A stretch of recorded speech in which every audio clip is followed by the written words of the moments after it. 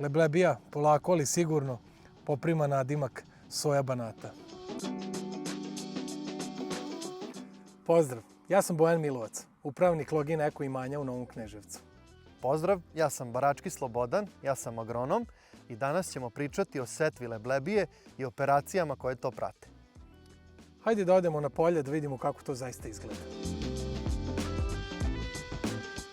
Konačno se prolepšalo vreme i pustilo nas da uđemo u polja. Sad nema najavljene kiše i gas da se poseje sva leblebija. Daj malo muzike. Može. Čuj pesmu. Leblebija, jedna od leguminoza u našem plodoredu. Ne toliko zastupljena po pitanju gajenja u Srbiji, pogotovo ne u organskoj proizvodnji. Ako me pitate zašto leblebija, najviše iz razloga što je najtolerantnija na sušu, pogotovo ako je poredimo sa drugim leguminozama. Proizvodnja pasulja, a sad već i soje, je nezamisliva bez sistema za navodnjavanje. Ali sa druge strane, u odnosu na druge leguminoze, nije jednako dobar azotofiksator, ako poredimo recimo grašak i bob. Ne formira kvržice na korenu u suvom ratarenju. Uspeli smo to, ali u kontrolisanim uslovima, uz upotrebu inokulanta. A u narednim godinama je cilj svakako da uspemo to i u malo pre pomenutom suvom ratarenju. Što se tiče uslova prema zemljištu, leblebija, kao ni ostale leguminoze, ne podnosi kisela zemljišta. Tako da mi u Login Eku gledamo da je stavljamo na parcele čije pH iznad 5,5. Setvospremanje je jako bitna operacija za kasnije ujednačeno nicanje biljaka. Naše parcele sadrže veliki procenat gline, 55, 60, 65%, i one se jako teško i slabo suše. A leblebija se dosta rano seje. Mi smo je prošle godine posejali 25. marta. Tako da je ponekada zaista izazov pripremiti zemljište kako treba. Pogotovo ovako težak tip zemljišta, kao što mi imamo ovdje kod nas. Trenutno se nalazimo na parceli koja je na zimu podrivena i ovdje radimo prvo setvospremanje. Kod prvog setvospremanja ne možemo očekivati da bude sve idealno ravno, da bude idealno sitno i da može da se seje, barem kod ovakvog tipa zemljišta. Kao što vidite i ovdje kod nas, poneka grudva postoji, čak evo vidi se i ovdje gdje je traktor prolazio malo da je tu, da nije baš idealno ravno, ali to prvo setvospremanje služi da se zemljište malo poravna, da krene, da zemlju okrenemo da bi lakše se prosušila, da bi se lakše ugrejala i da bi se, kao recimo ovi korovi što su krenuli, da bi se oni pokidali i uklonili. Pa čekamo drugu generaciju korova i to ćemo uništavati sa drugim setvospremanjem. Jako vodimo računa o gaženju, odnosno sabijanju zemljišta. Mi trenutno imamo 3 opcije. Guseničara koji iz nekih mehaničkih problema trenutno nam nije dostupan. Imamo traktor Fendt koji može da izduva gume kako bi svoju težinu bolje rasporedio. I imamo treću opciju, traktor Axion 920 koji ima duple gume nazad i trenutno nam je ta opcija se najbolje pokazala, gdje traktor svoju težinu najbolje rasporedi po površini i najmanje gazi zemljište. Kako da znate kada je moment kad može da se radi prvo setvospremanje, ili barem kako ja to radim, jeste sljedeće.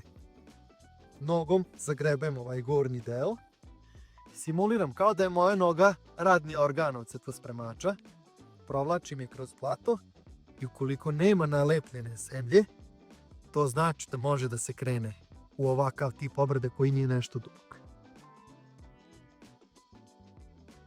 Pošto prvo setvospremanje nije idealno, nešto što nam se pokazalo kao odlična praksa jeste setvospremanje u dijagonalu i to radimo samo prilikom prvog setvospremanja. I kao što vidite ovdje, vidi se tačno redovan pravac obrade na ovoj parceli, a vidite koliki blagi ugao smo zauzeli u odnosu na to.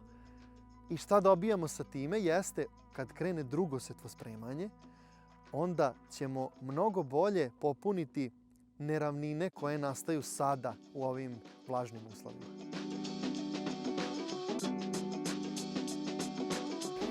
Zašto mi ne koristimo drljaču za prvu pripremu? Iz prostog razloga, zato što smo mi organski proizvođači i moramo pažljivo da biramo sredstva za borbu protiv korova, tako da drljača bi nam propustila korove i već bismo u startu imali problem, dok setvospremač to mnogo bolje rešava. Hajde da vam pokažem samo trenutno sa kojom mašinom mi ovo radimo. Ovo je mašina Vederstadt NZ Aggressiv. Prva zanimljiva stvar jeste ovo. Potirači tragova. Ona ulazi gde je traktor ugazio i podiže to što je sabijeno iza traga traktora. Zatim ide jedan red lopatica koje ravnaju zemljište. Posle toga idu S-opruge koje su raspoređene po jednoj specijalnoj šemi da celom površinom ovog spremača prolaze ove motikice i uništavaju korove. Zatim ponovo idu ove lopatice koje u ovako vlažnim uslovima čak ne moraju ni puno da rade, one više rade možda čak i u drugom setvospremanju i na kraju ove grablje koje samo malo te grudve na kraju rasporede. Nalazimo se na parceli gde je urađeno i drugo setvospremanje i ova parcela je spremna za setvu. Kao što vidite, bolje je poravnata parcela, nema više toliko krupnih grudvi i ono što je bitno jeste zaista lep setveni sloj. Postoji tvrda posteljica dole, a postoji i fina struktura gde ima čak i vlage i ovo će biti dovoljno dobro za setvu naše leblebije.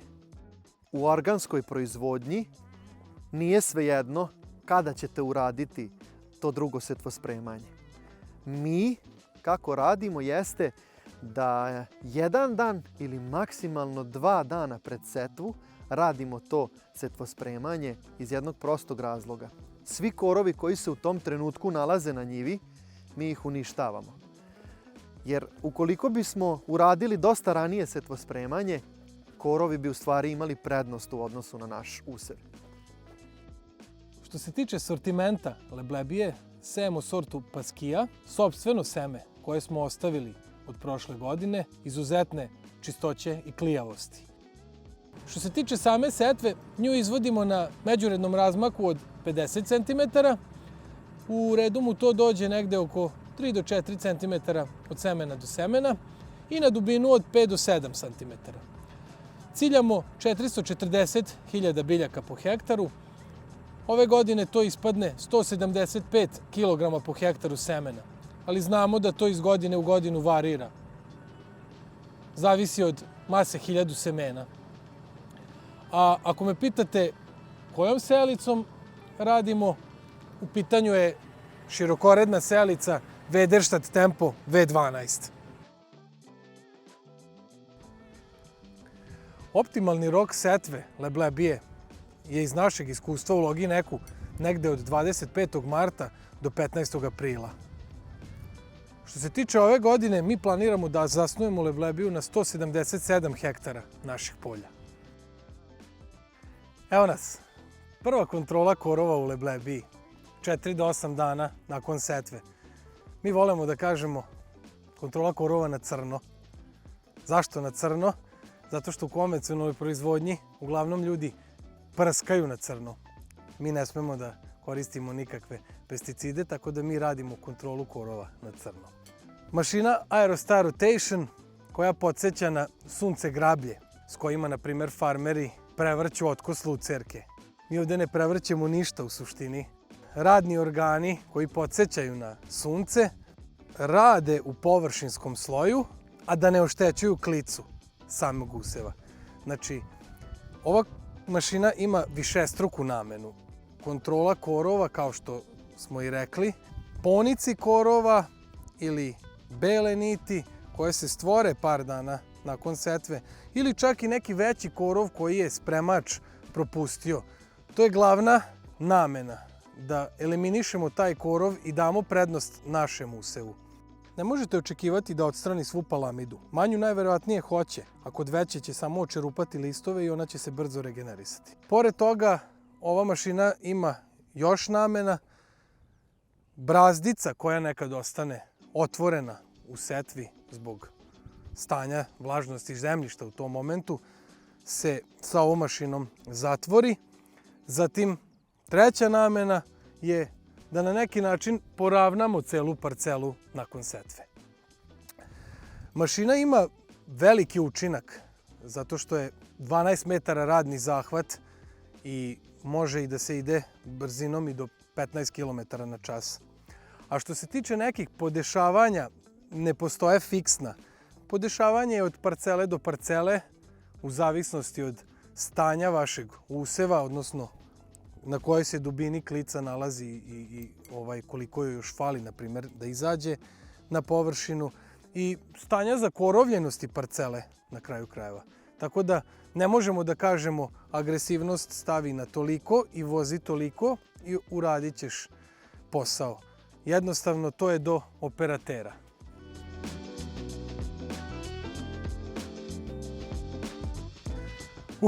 Umalo da zaboravim. Sad bi me Čika Đura kritikovao. Zbog svih svojih karakteristika, leblebija polako ali sigurno poprima nadimak soja banata.